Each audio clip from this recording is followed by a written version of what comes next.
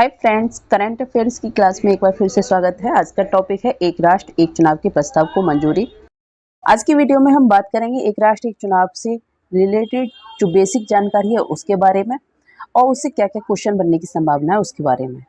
जैसा कि आपको पता है यूपीपीसीएस एग्जाम, यूपीआरओ एआरओ एग्जाम काफ़ी नज़दीक है। बीपीएससी का नोटिफिकेशन निकल आया है।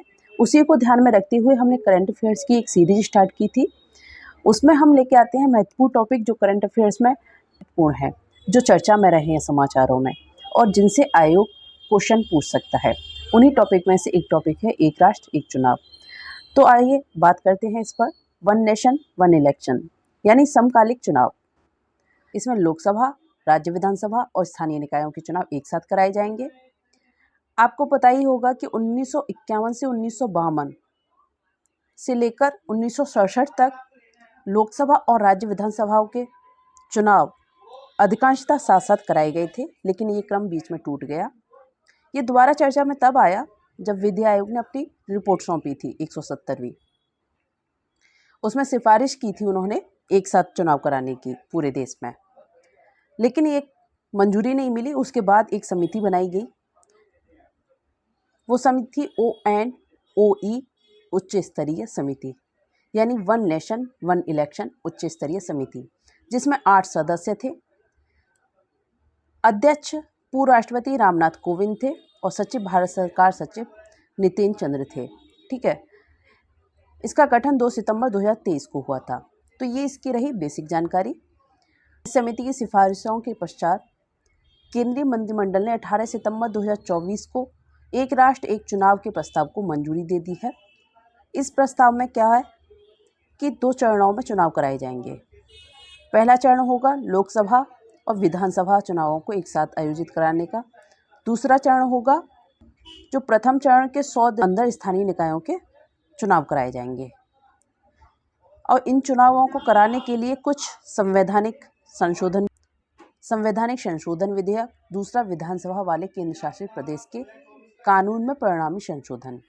ठीक है, केंद्र शासित प्रदेश के कानून में परिणामी संशोधन के साथ साथ निर्वाचन के पहले चरण की अभिप्राप्ति अनुच्छेद 183 यानी संसद के सदनों की अवधि और अनुच्छेद 172 यानी राज्य विधानमंडलों की अवधि में संशोधन करते हुए अनुच्छेद 82 क को अंतःस्थापित किया जाएगा, जो कि संवैधानिक संशोधन विधेयक को पुनर्स्थापित करेगा।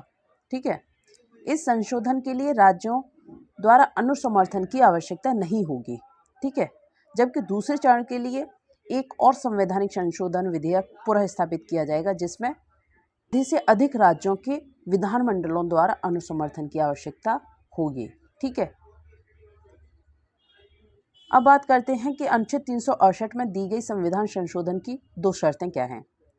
वो हैं दोनों सदनों में कुल सदस्यों के आधे से अधिक सदस्यों द्वारा मतदान किया जाना अनिवार्य है और इसी शर्त के अधीन उपस्थित और मतदान करने वाले सदस्यों की संख्या 2/3 सदस्य संशोधन के पक्ष में हो, तब जाके संविधान संशोधन 368 के तहत हो सकता है। ठीक है, इसके पश्चात दोनों सदनों में पारित होने के बाद राष्ट्रपति के हस्ताक्षर से विधेयक अधिनियम बन जाएगा। तो ये रही इसकी बेसिक जानकारी। हमको महत्वपूर्ण बात ध्यान रखनी है, वो ये है कि अनुच्छेद 183 संसद के सदनों की अवधि और अनुच्छेद 172 राज्य विधानमंडलों की अवधि में संशोधन करते हुए अनुच्छेद 82 क को अंतःस्थापित किया जाएगा। ठीक है, और दूसरी बात याद रखनी है हमको कि प्रथम चरण में लोकसभा एवं विधानसभाओं के चुनाव आयोजित कराए जाएंगे। दूसरे चरण में प्रथम चरण के 100 दिनों के अंदर स्थानीय निकायों के चुनाव आयोजित कराए जाएंगे। और कुछ जानकारी इसमें से ध्यान रख सकते हैं कि इसका गठन हुआ है 2 सितंबर 2023 को। ठीक है,